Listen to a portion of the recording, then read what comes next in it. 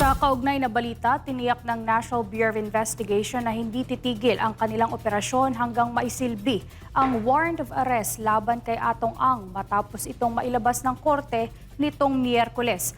Ayon sa NBI, sabay-sabay na ikinilos ang mga operatiba sa iba't ibang panig ng bansa upang matunton ang kinaroroonan ng akusado. Si Cherry Light magbabalita.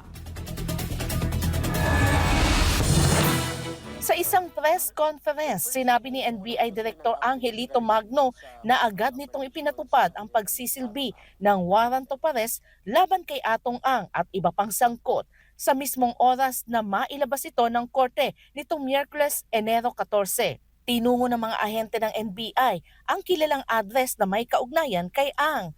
Ayon sa NBI, karamihan sa mga akusado ay nasa kustodiya na ng mga otoridad, kabilang ang ilang miyembro ng Philippine National Police na inilagay na sa restricted custody kahit bago pa mailabas ang warrant. Lumalabas na si Charlie Atong Ang na lamang ang hindi pa nahuhuli o sumusuko. Even prior to the issuance of the warrant of arrest. And the other civilians, I believe, are already arrested or in their custody already. So parang ang lumalabas ngayon ay si Mr. Charlie Atong Ang na lang ang hindi pa nahuhuli o hindi pa sumusurrender. Sinabi naman ni AD Romel Vallejo, Assistant Director for Investigation Service, na nag-deploy na ang NBI ng mga ahente, hindi lamang sa Metro Manila, kundi pati sa mga regional at district offices.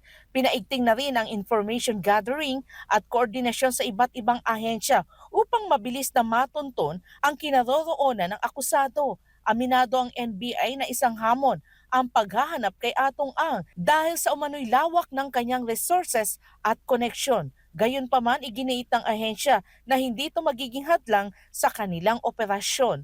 Siyempre, alam naman natin na maraming tauhan siya, marami siyang pera, maraming resources at maraming lugar na pwedeng pagtaguan at pwedeng kumukup sa kanya.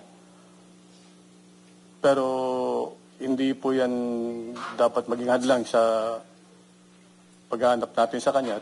Dagdag pa ni Deputy Director for Operation Attorney Jose Hustuyap, wala umanong natatanggap na impormasyon ang NBI na umalis ng bansa si Atong Ang batay sa datos mula sa Bureau of Immigration at iba pang reliable sources. Naniniwala ang NBI na nasa Pilipinas pa rin ito at patuloy ang 24/7 manhunt operation laban sa kanya. So far wala pa naman tayong information to that effect. So